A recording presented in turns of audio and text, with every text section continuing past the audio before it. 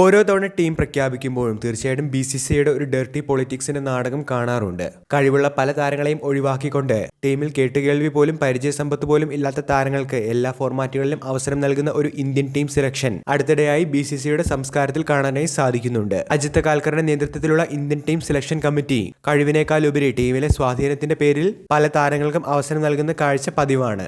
ഈ ഒരു വസ്തുത കൃത്യമായിട്ടും മലയാളി ക്രിക്കറ്റ് ആരാധകർക്ക് മനസ്സിലാക്കാനായി സാധിക്കും. കാരണം സഞ്ജു സാംസനെ പല നിർണായക മത്സരങ്ങളിൽ നിന്നും ഫോർമാറ്റുകളിൽ നിന്നും ഇന്ത്യ തഴയപ്പെടുന്ന കാഴ്ച വർഷങ്ങൾക്ക് മുന്നേ തന്നെ നമ്മൾ കണ്ടു തുടങ്ങിയതാണ്. സമാനമായ രീതിയിൽ ഏകദിന ലോകകപ്പിൽ ഇന്ത്യക്ക് വേണ്ടി മിന്നും പ്രകടനം കാഴ്ചവെച്ച മുഹമ്മദ് ഷമിയെ പറ്റിയും നമുക്കറിയാം. നിർണായക ടൂർണമെന്റുകളിൽ ഇന്ത്യക്ക് വേണ്ടി മികച്ച പ്രകടനങ്ങൾ കാഴ്ചവെച്ചിട്ടുള്ള ഷമിയെ അടുത്തിടെ ഒന്നും തന്നെ ടീം ഇന്ത്യ പരിഗണിക്കുന്നില്ല.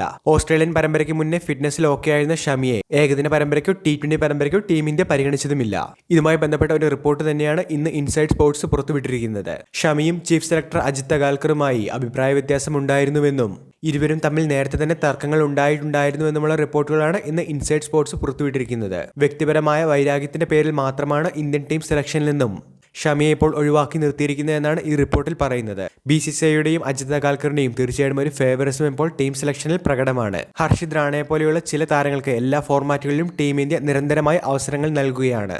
കഴിവോ കളിച്ചുള്ള എക്സ്പീരിയൻസോ അല്ല, മറിച്ച് സ്വാധീനം മാത്രമാണ് ഇവിടെ ടീം സെലക്ഷനുള്ള നിർണായക ഘടകമെന്നാണ് ഓരോ ടീം സെലക്ഷൻ കഴിയുമ്പോഴും BCCIയുടെ ഭാഗത്തുനിന്നും കാണാനായി സാധിക്കുന്നത്. തീർച്ചയായിട്ടും ഈ ഒരു ഫേവറിസം നിങ്ങൾക്കും BCCIയുടെ ടീം സെലക്ഷനിൽ കാണാനായി സാധിച്ചിട്ടുണ്ടോ? നിങ്ങളുടെ അഭിപ്രായങ്ങൾ കമന്റിൽ പറയുക. വീഡിയോ അവസാനിക്കുന്നു. പുതിയ ക്രിക്കറ്റ് അപ്ഡേറ്റുകൾക്കായി ചാനൽ ഇപ്പോൾ തന്നെ മറക്കാതെ സബ്സ്ക്രൈബ് ചെയ്തു വെച്ചേക്കുക.